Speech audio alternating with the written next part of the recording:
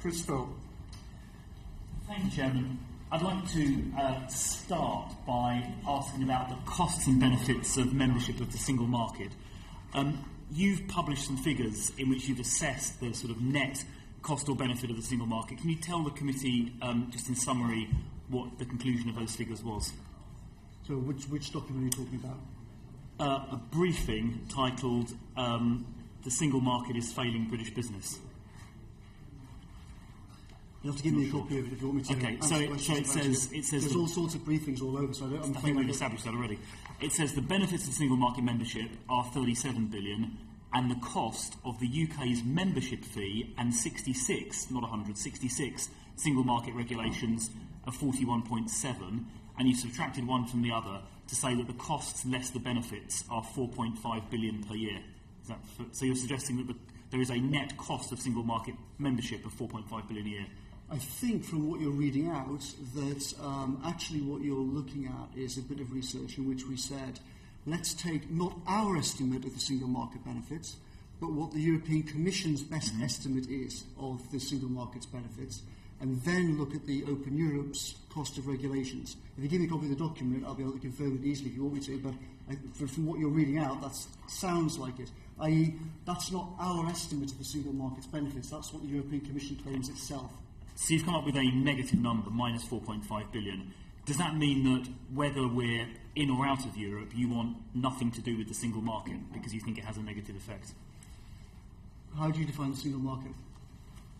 The single market, the end of the trading market that exists in which European Union members and I think Norway are currently members of. Well, of course, the single market is not a trading arrangement. That's not what the single market is. You answer questions rather than ask them, but do, if you want to give us an answer to the question you yourself posed, I'm sure we'd be interested to hear. So do you think, you're suggesting that our single market membership carries a cost of £4.5 billion per year. Does that mean you think we should not be part of the single market? So, as I said before, we're saying, even if you take the Commission's most optimistic prediction of what the benefits are, and you take a reasonable assessment of some of the costs of it, you still get a negative number, and that tells you something. If you look at the overall economic analysis over the last 30 years, people have not been able to come up with any convincing numbers on the benefits of the single market. In fact, intra-EU trade has gone backwards. We're coming on to that in a minute. Market. But so you're suggesting this minus 4.5 billion may even be a worse figure than that. But you're not the true figure, I'm almost sure will be worse than Fine. that. Fine. So does that mean, this is really a yes/no question, does that mean you think we should not be a member of the single market, whether in or out of Europe?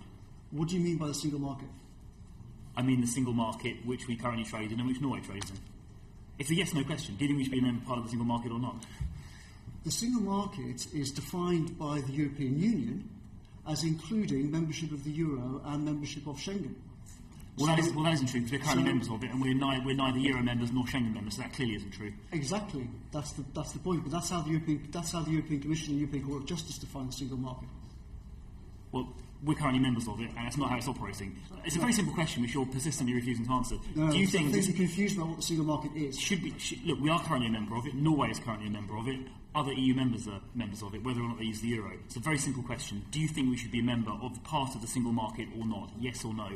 The single market is a political project from Jacques Delors, and it encompasses both. Can you answer the question, yes or no? I'm answering the question. It encompasses economic and monetary union, and it encompasses the Schengen area, and it encompasses all sorts of other things, including procurement rules, which have nothing to do with trade. Then can you explain to me how come we're part of the single market? Then how come we're part of the single market without being part of Schengen and without being part of the euro? If what you say is true. It's not a question if what I'm saying is true. It's a legal definition in the treaty. Do you want me to read it out to you? Then how come we're part... So you're saying the UK is not part of the single market currently? No. You're misunderstanding what I'm saying.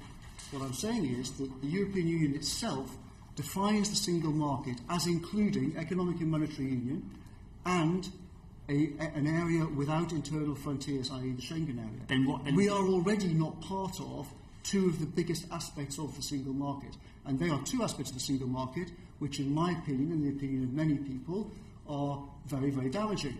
Other people take a different view. The chairman of this committee was a very firm supporter of the euro and the ERM. Other people have different attitudes towards different aspects of the single market project. Okay.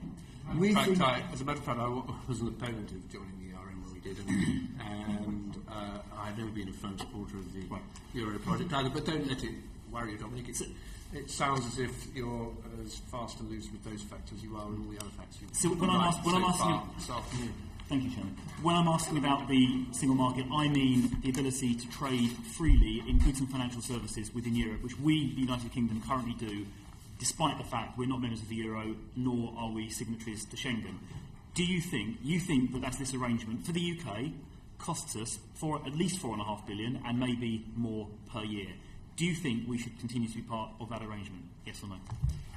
Quote, even the strongest advocates of EMU will be hard put to argue that it would do better than the ERM, unquote. That's from Andrew Tyree, the chairman of this committee. I wasn't asking about what Andrew said 25 years ago. So I'm just answering the point that the chairman of the committee made, that he didn't think the ERM wasn't a support of the ERM, and I'm just pointing out what the chairman of the committee said.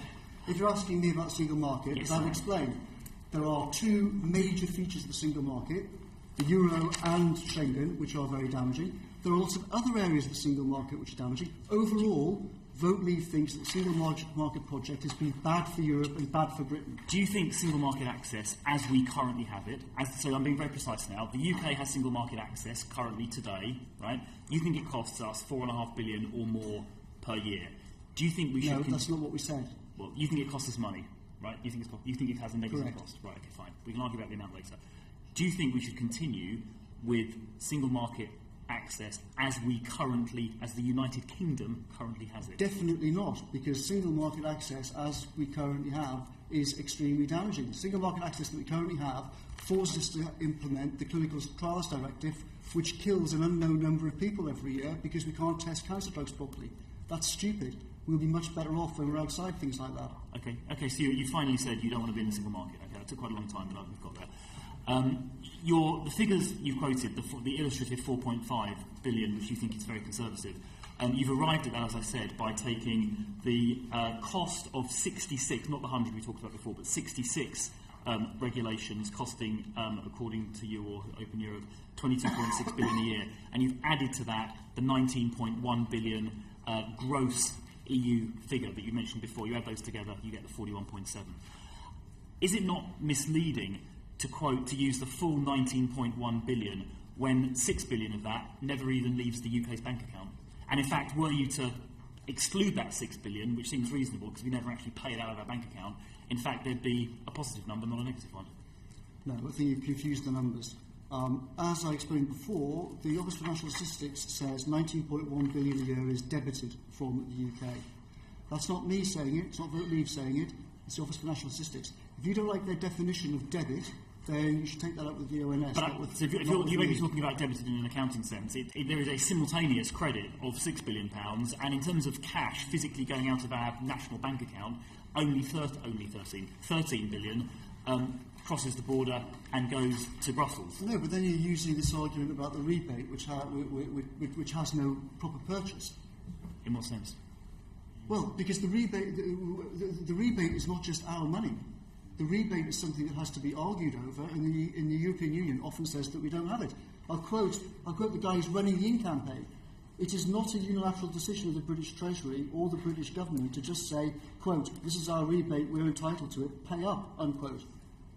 The way this works and has always worked is there is a negotiation with the European Commission. That is a direct quote from the Chancellor of Exchequer and the guy who's running the in campaign to this committee.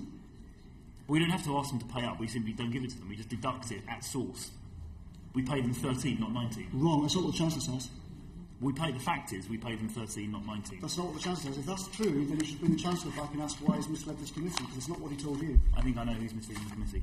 Right, you mentioned intra-EU trade earlier, so let's just talk about that. Your website says that the EU's own figures since 1999, and you repeated it a few moments ago, shows intra-EU trade has declined. Can you just comment on those figures and where they come from? I think there's been... Over the years, I've seen all sorts of studies on this. The Fed in New York did a big study a couple of years ago about it.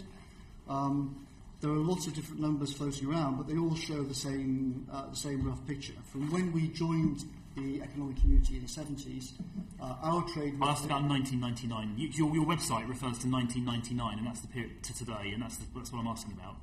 You say that since 1999, intra-EU trade has slightly declined. I'm just asking you to tell me where those figures come from and what the figures are. You're asking me what trade? I'm asking you to say where those figures come from and what they are. You're saying you've got the document in front of you, not me. So I've got your quote from your website. I don't know where it came from, which is why I'm asking you. You can enlighten me. There'll be European Commission figures or Treasury figures or ONS figures, whichever. I can send. Well, if you make a note of it, I'll send you the exact source for it. Well, that would be helpful if you make a note of it and send it to us. So I'm looking at figures from Eurostat, which perhaps you don't think is reliable, but anyway, which shows that in nominal terms, intra-EU trade between 99 and last year grew from 1.5 trillion to 3 trillion, so in nominal terms it doubled. In real terms, so adjusting for inflation, it was 2.2 to 3, so that's a 39% increase. Even as a share of GDP, it grew, so the most sort of conservative possible way of defining it, it grew from 17.2 to 20.8. So on any measure, nominal, real, or as a proportion of GDP, intra-EU trade grew in the period 1999 to 2015.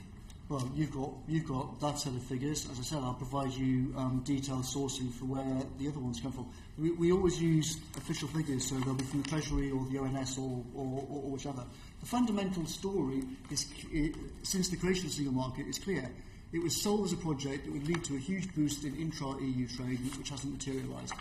Trade, it hasn't materialised for Britain. It hasn't even materialised between Germany, France, Italy, the core of the Eurozone. Well, according to this, it's gone up by 39% in real terms. Well, I think you're looking at the wrong figures. But I beg your pardon? I think you're looking at the wrong figures. Well, you better raise that with Eurostat, because they come from Eurostat. We'd be interested, I think, to see any alternative figures, should they exist. Certainly. Thank you. I'd like to just ask, I think one of my colleagues will be asking about post-Brexit trade arrangements with the remainder of the European Union. I'd like to ask, if I may, Chairman, one or two questions about post-Brexit trade arrangements with non-EU countries, so the rest of the world. So you're too clever and quick for me. I didn't follow that. I'll try again. So one of my colleagues, I think, in due course, will ask about post-Brexit trade arrangements with the rest of the EU. Yes. I'd like to ask one or two questions about post-Brexit trade arrangements with the rest of the world. So not the EU, but the rest of the world. Right. What is your straw man or proposed vision for how our post-Brexit trade arrangements with the rest of the world might unfold? What do you think will happen if we leave? After we vote leave, we will be outside the EU's common commercial policy. We will regain the power to make our own trade deals. We will regain an independent voice in the World Trade Organization. At the moment, obviously, we are represented in the World Trade Organization and in global trade talks by a European Commission which is dominated by France and by French interest, which has scuppered many an attempt to expand international trade over the years.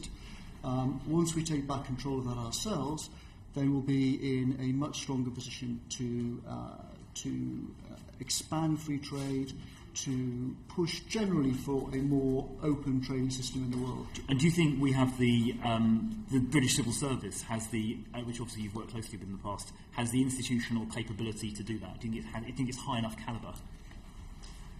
I think that Whitehall, I've written about this extensively. I think there are huge problems with how Whitehall operates these days. I think there are huge problems with the diversion of clever people away from Whitehall. I certainly would not be confident now with the Foreign Office and the rest of Whitehall negotiating almost anything. We've seen what an appallingly cack-handed job they've just done of the last EU negotiations. A lot of these guys can't negotiate their way out of a paper bag. So in the short term, no, there'll have to be a huge amount of work done in order for people to raise their game. Yeah, so you made all kinds of comments about them, saying that they're, you think they want to run the country, but they can't run their own diaries.